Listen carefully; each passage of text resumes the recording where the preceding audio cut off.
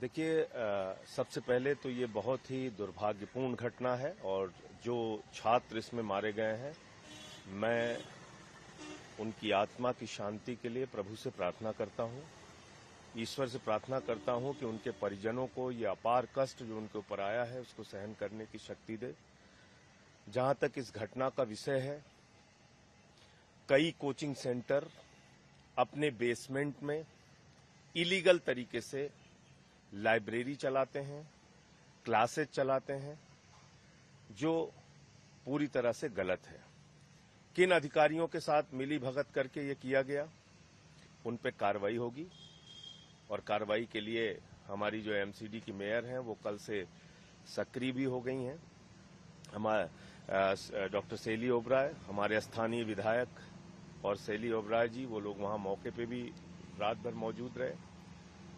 मैं एक दूसरी बात ये भी करना चाहता हूं कि जो मंत्री सौरभ भारद्वाज जी का, आतिशी जी का, गोपाल राय जी का और इमरान हुसैन का जो वीडियो सामने आया है अधिकारियों के साथ मीटिंग का, वो मीटिंग बारिश के पहले हो रही है। उस समय उन्होंने, मंत्रियों ने बार बार कहा कि डीसिल्टिंग कराइए, नाले जाम हो गए हैं, पानी भर सकता है, अभी बारिश जब शुरू होगी समस्या आ सकती है और लंबे समय से ये समस्या है। अधिकारी काम नहीं कर रहे हैं और उस पर कार्रवाई करने की जिम्मेदारी किसकी है? एलजी की है। तो मैं बीजेपी वालों से पूछना चाहता हूं कि दिल्ली के लोगों को आप सजा दे रहे हैं, उनकी जिंदगी आप नरक बनाना चाहते हैं। आपने जबरदस्ती करके सुप्रीम कोर्ट के आदेश के बावजूद आपने एक नोटिफिकेशन जारी करके, एक अध्यादेश जारी करके दिल्ली के सारे अधिकार ट्रांसफर पोस्टिंग के छीन लिए। और अब जब कार्रवाई करने की बात आती है तो एलजी के साथ मिलकर आप साजिश रच रहे हैं। ये बीजेपी की गहरी साजिश है कि दिल्ली को नरक बना के रखो, बर्बाद करके रखो। इनको एक्सपोज करेंगे, इनको पूरे देश और दिल्ली के सामने इनको एक्सपोज करेंगे। और मैं तो माननीय सुप्रीम कोर्ट से और सीजीआई महोदय से भी कहना चाहता हूं कि कृपा करके देखिए क्या हालत बना रखी है इन्होंने। ऐसी साजिश आप रच रहे हैं कि नाले भरे रहें, बाढ़ आ जाए, कोई फर्क नहीं।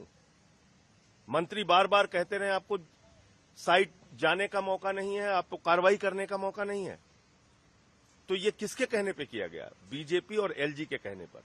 ये आपराधिक कृत्य है, इस पर कार्रवाई होनी चाहिए। संजय जी, एक छोटा सा सवाल ये कि शिकायत की गई थी कि बेसमेंट में कमर्शियल एक्टिविटी चल रही है, 1 महीने पहले ही कर दी गई थी। ये कमर्शियल एक्टिविटी एक दिन से नहीं चल रही है। कोचिंग और बेसमेंट में जो क्लासेस चल रही हैं या लाइब्रेरी चल रही है, या क्या 1 साल से चल रही है जब से बीजेपी गई है और आम आदमी पार्टी आई है? 15 साल तो बीजेपी थी यहाँ पे।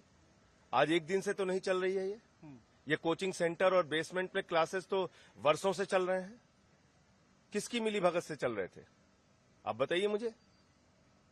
और खुद आज एलजी का बयान है कि 10 साल से नाले साफ नहीं हुए एमसीडी के। तो कौन 10 साल से एमसीडी में कौन बैठा हुआ था? बीजेपी बैठी हुई थी।